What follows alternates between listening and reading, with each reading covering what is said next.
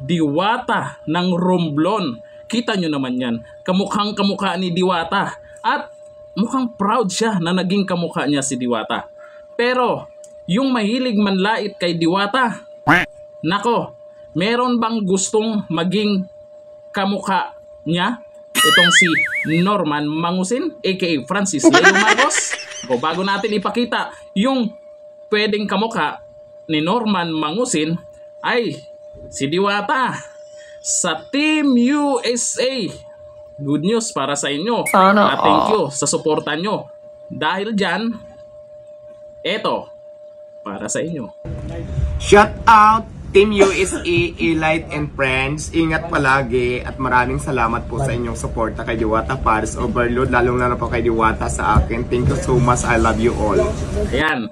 Yung pagtanggol nyo, pinagtanggol po kasi talaga nila si Diwata, itong Team USA. May mga nagla-live dyan. Dyan kay Norman Mangusin. Dahil dito sa panglalait ni Norman Mangusin, pinagtanggol po nila si Diwata, itong Team USA. Kasi kilala po nila kung ano yung pagkatao ni Norman Mangusin.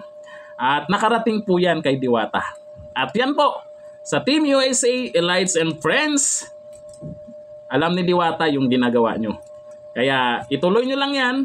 Tuloy lang po natin protektahan yung nagsisipag dyan para umangat ang buhay kaysa doon sa iba dyan na walang ibang ginagawa, laway lang ang punan para sabihin sila ay mayaman. Sana ito yung sinabi kasi ni Norman Mangusin nitong nakaraan. Itsura ko sa itsura niyan. Tanginang yan. Ako, rosy chick ako eh. Tall, dark, and handsome. Siya, tall, kabayo, and handsome. Ayan. Pero, mukhang walang gustong maging kamukha siya. Paano na nang kaya kung siya yung kamukha ng sinasabi niyang kabayo? Pwede ba? Pwede bang mangyari yun? No? Oh, tingnan nyo. Oh, mukhang magkamukha naman eh. Natin na itong si Norman Mangusin, tuloy-tuloy ang inggit po dyan kay Diwata. At paalala naman, Norman Mangusin, kumusta naman yung sinasabi mo kasing adik si Diwata? At pati kami, sinabihan mo ng ganon. May sinabi na si Diwata sa mga nagsasabi na adik siya, ay may hamon na po si Diwata na itong nakaraan na magpa-test po. O bakit bigla kang tumahimik, Norman Mangusin? Bakit? Takot ka ba? Takot ka ba sa magiging resulta?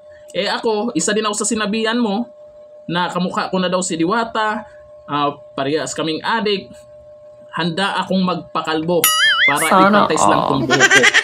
Kung papayag ka. Pero ngayon, nagbingi-bingihan ka. Bakit? Ha? Bakit? Takot ka ba sa magiging resulta? Baka mapapahiya ka lang. Matapang ka lang sa social media. Duwag ka naman pag may naghamon sa'yo, di ba?